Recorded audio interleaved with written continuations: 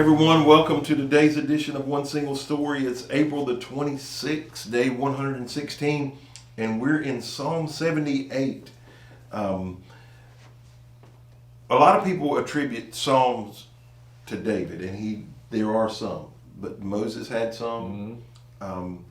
Musically, it seems, or maybe even poetically, Asaph has quite a few that are attributed to him. And so today is a psalm of Asaph. And I'm going to read a couple of verses as we start, and then we're going to have a conversation about it. It says, "O my people, listen to my instructions. Open your ears to what I'm saying, for I will speak to you in a parable. I will teach you hidden lessons from our past. Stories we have heard and known, stories our ancestors handed down to us.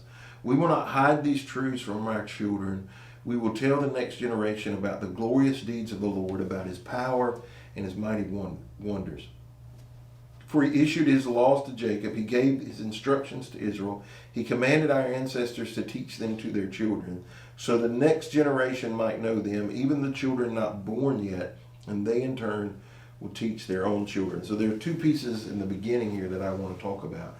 One, he says, I'm speaking in a parable of stories that have been handed down to us. And I'm probably going to refer back to a sermon recently that I preached, but I'm reading currently, as we record this, a book called Leadership in Turbulent Times. It's a profile of 4 former presidents: Abraham Lincoln, Theodore Roosevelt, Franklin Roosevelt, and Lyndon Johnson. And early in the book, one of the key characteristics that ties the 4 of those men together is their ability to tell stories. Their ability to take, what would be mundane and put it in a story. The word parable is something Jesus talked about. When Jesus talked, he almost always talked in a story form, a parable, something that he could make a point with it, a story that made a point. And historically we can see that a good story is going to overcome great facts any day. So you can have the facts on your side, but if you can weave a good story. And stories are important to tell. So why is it that stories stick with us so much? They're easier to remember than facts. Right. And they're relatable. You connect with a story. There may be parts of the story that offend you or push you away, but that within itself makes you remember the story. And then there may be parts of a story that you connect with emotionally, or some reminiscence of your past, and you connect with that, and they are much easier to remember. Yeah, and I think stories, they would in marketing they would tell you stories are sticky. When you throw a story, it sticks. And you find throughout history that one of 2 things took someone to the top: their ability to communicate, tell stories, connect with people, or they were a warrior and just annihilated everybody that got in their path. One of the 2. Yeah. And so I do think it's important for us to remember stories, to write stories down, and to talk about stories. And he says that we're supposed to tell them to our children. We're supposed to repeat them generationally, so generations to come have these. We should write them. One of the things for the journals that we're doing this year, I think are fantastic for you. But let me tell you who they're going to be even more fantastic for: the generations that come behind you after you're dead, and they read, they open up, they can see your heart, they can see what you're thinking about on those days. So why is it important for us to talk to generations to come about? Why is it important for us to repeat these stories generationally? In this particular case, I think, and for us too, really, it's about our children and their children understanding God's faithfulness. What his character is like and what he's done for you in your life, particularly you. It's something that they will tell generations to come, and they internalize it. they remember it. It becomes part of who they are and their relationship Right.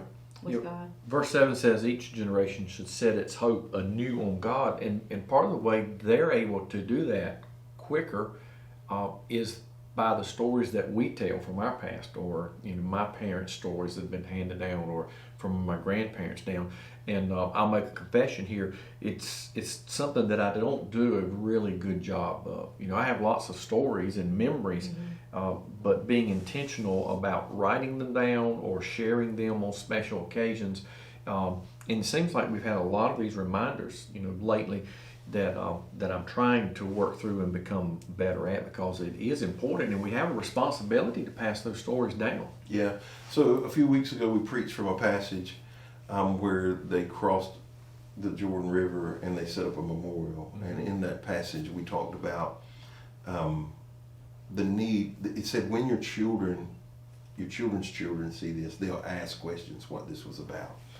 And I talked about the need to share your own personal story and how God works, through your stories that you have. And I shared how my dad has been intentional, particularly in his late years, of talking about stories from his life, how God had worked. And I found it interesting after one service particularly, this lady came to me and she said, you must have, well, what she said was, and I looked around to make sure nobody heard what she said, you must have been in my bedroom this morning. Oh, God. She said. No, you got your days mixed up. I said, don't make it worse than it already is. Anyway, they'll remember the story though. That's right. That's right. You gotta add a little humor to the story. But anyway, she said, I haven't always been in church. She said, so my daughters never were in church, and I would guess her children are in their 40s by now, if I had to guess, certainly in their 30s. And she said, they're not in church. And she said, I was praying this morning. She said it was really heavy on my heart because she'd been coming to church regularly for about a year now. She said, I've tried to be faithful. I love coming to church, and I want my children and my grandchildren to know about faith. She said, but I never did that. And she said, God, what do I do? How do I do this? And she said, then I show up at church this morning and you say, it's our responsibility to put up memorials, to have the conversation, to tell our story about what's going on. And sometimes we're afraid to do that. We're afraid how it's going to be received, that they're going to think we're wacko or something, but I think it's important. Or even bragging, sometimes some of the stories that I feel like I should share, I'll preface it by saying, listen, this is not about bringing any attention to me, but I want you to know what God did for me or through the situation. Or to put them in an experience. So like I took my oldest grandson this past Sunday night to a traditional Pentecostal church. It was a church my dad used to pastor, and they were in revival, and for whatever reason it struck me. I said, hey, I want to go. So I took him down there, and he sat and paid attention, as much as a 10-year-old can. And when we got in the car and left, because one, I wanted him to have some knowledge of that experience. I wanted him to experience some things that I had experienced growing up.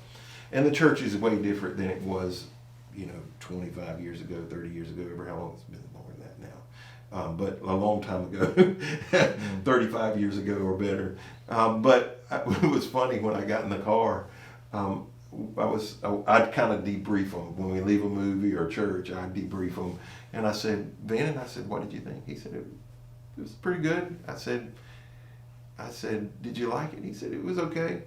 I said, "Well, tell me what you were thinking about." He said, "He screams more than you do." That's what he said. That was his takeaway. But I think it's important for us for them to see certain things, know certain things, and then we had a conversation about why people raise their hand so much, those kind of things, and so part of the story was experience. That's right. Which goes beyond just telling. This is what I grew up in or how I grew up, where you actually see your. Yeah, well, even in some of these stories, they could go to the tabernacle and say, "Here's Moses' rod."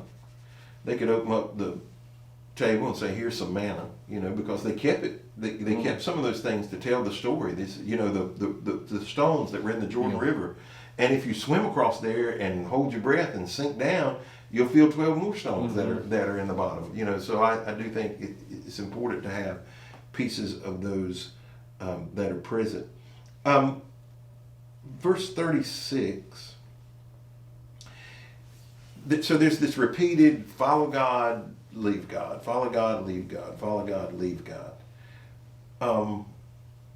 But verse 36 says, well, let's read 35. It says, then they remembered that their God is their rock, that God Most High was their Redeemer. But all they gave him was lip service. They lied to him with their tongues. Sheryl, you remarked before we started that this was you didn't expect to see it written quite this way in the Bible. No, the terminology. Yeah. What causes us to give God and other people lip service, but we don't mean what we say? Probably appeasing people, at the time, and not being honest with ourselves.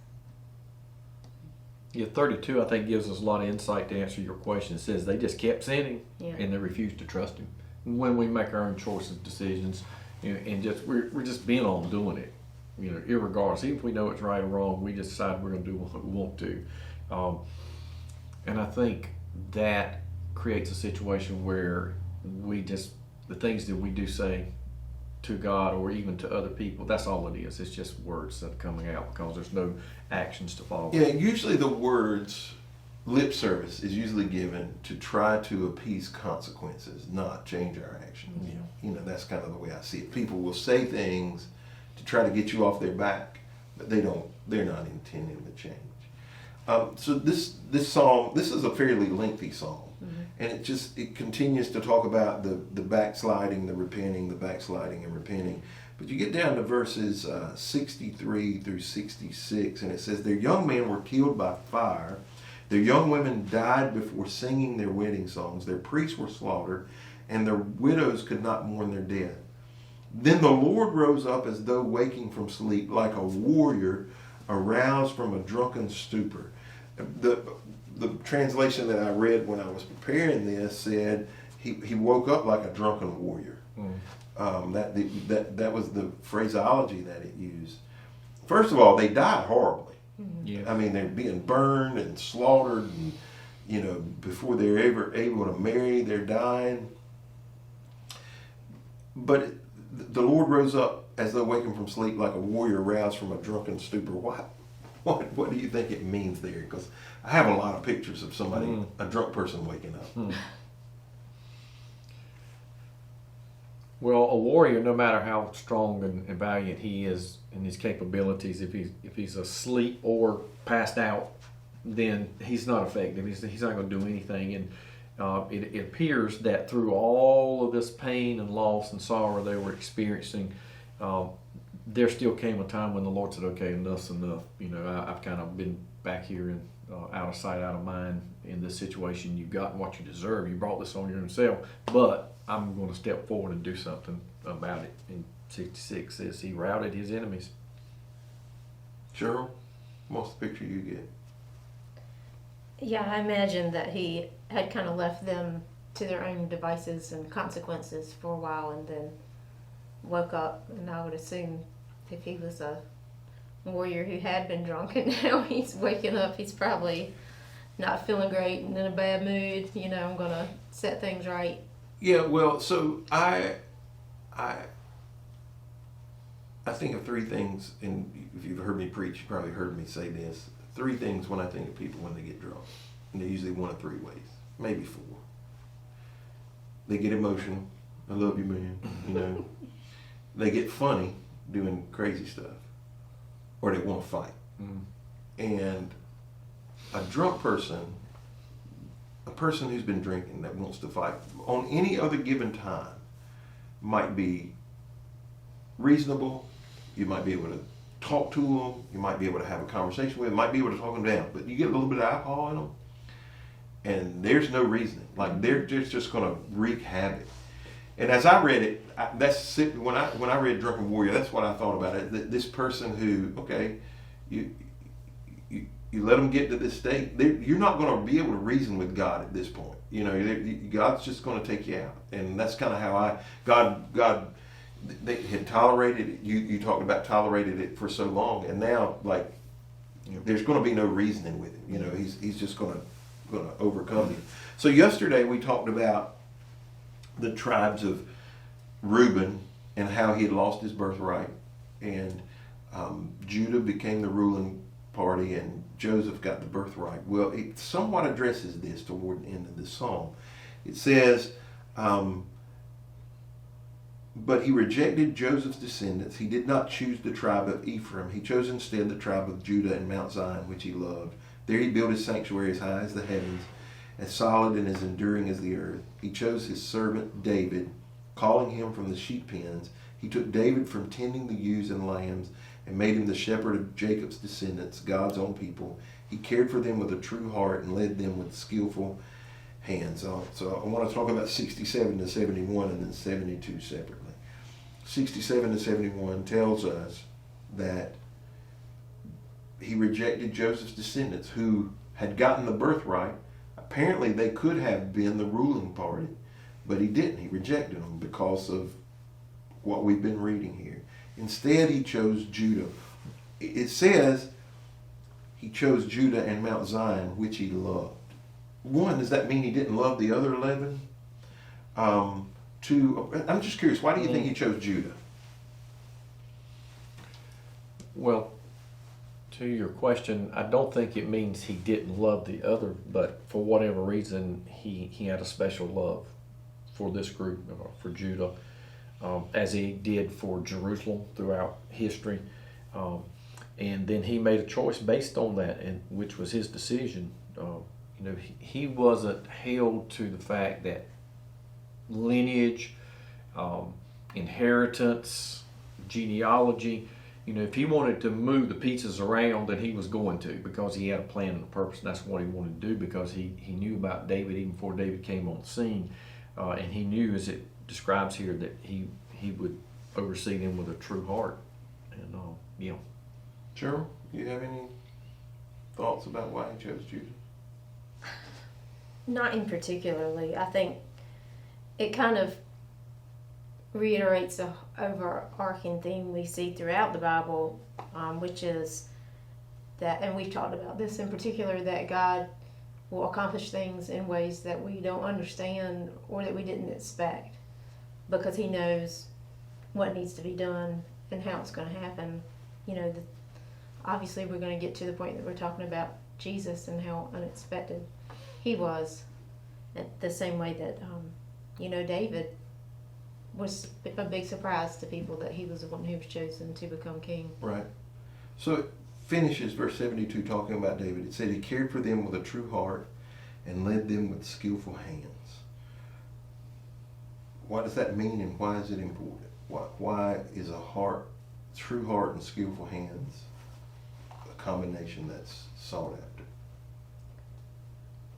A leader who has a true heart and really cares for his people and is a servant of God is going to lead much differently than someone who just wants power and control. It's a huge difference. Yeah, to have the right heart, the right motive, but not to be skillful is woefully lacking. To have all the skills in the world that someone would desire in leadership, but not have the heart and the passion or compassion to do it, will run amok as well. And both those qualities need to be hand in hand.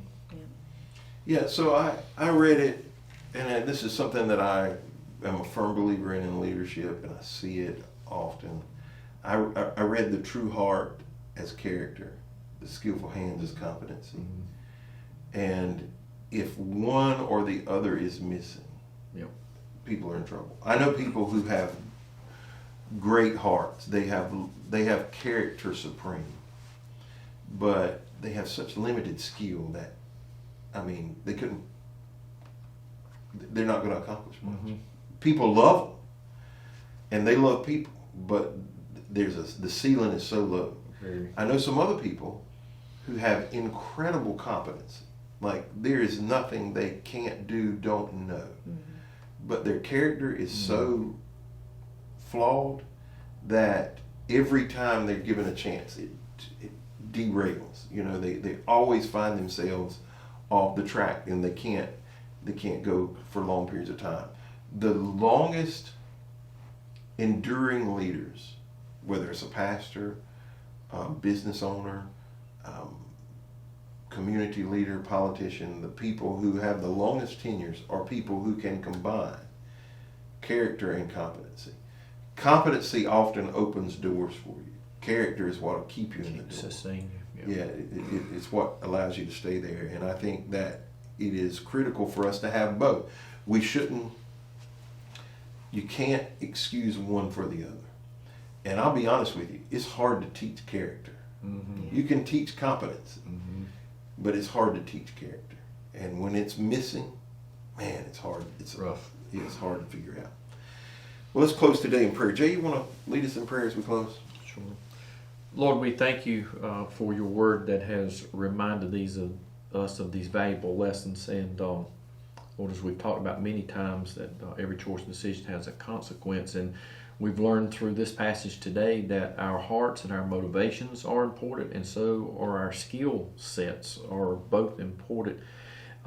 May we not become victims like these people did, where we follow you and then we drift away, and then we follow you and we drift away, where we're inconsistent and where we give you only lip service. May we give you our hearts and everything that we have, and give you our very best, so that we will please and honor you in everything that we do. In Jesus' name, amen.